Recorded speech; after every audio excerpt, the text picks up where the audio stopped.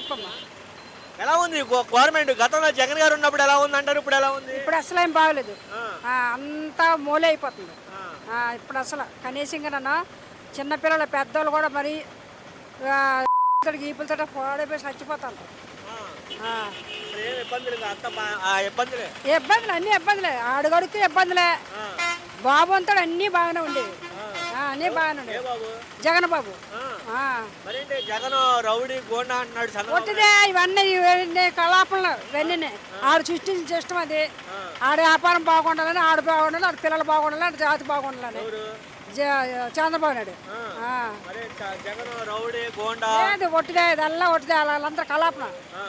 మరి చంద్రబాబు నాయుడు 6 గ్యారెంటీ ఇచ్చిన తర్వాత శుభ్రపాలంగా ఉన్నారు జనాలు అందరూ అంటున్నాడు. ఆ ఒట్టిదే ఆడు సొమ్ము తిన్నోళ్ళ ఆడాడు కొమ్మప్ప అయిపోయిన వాళ్ళు చేస్తారు అలాగా.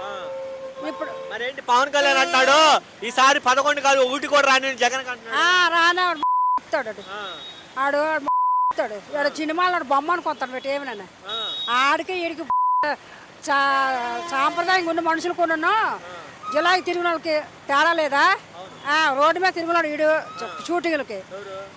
పవన్ కళ్యాణ్ జగన్ సాంప్రదాయంగా బతికినాడు. ఈసారి జగన్ మళ్ళీ వస్తాడు వస్తాడు తప్పనిసరిగా వస్తాడు. అంత నమ్మకం నాకు తెలుసు.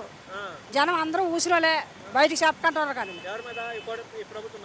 ఇప్పుడు ప్రభుత్వం మీద ఇప్పుడు ఊసిలోళ్ళు అందరూ 6 గ్యారెంటీ పూర్తి చేసేసాము, అన్ని ఆర్టీసీలో ప్రయాణం ఉచితంగా. జనం ఎంత చేస్తాను వచ్చి చేస్తాను.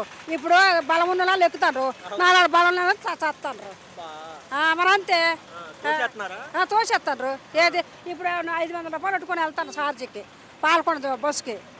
మరి పాలకొండకి ఎక్కాలంటే గందరగోళం ఉంటుంది. చవ్వాలా నేను చవ్వాలా లేదా? అది ఇబ్బంది. ఉన్నాడు మేము నెగ్గుతాడు, లేనోడు చేస్తాడు. ఇప్పుడు అప్పుడు అలా కాదు కదా, అంతా నడిపించాడు.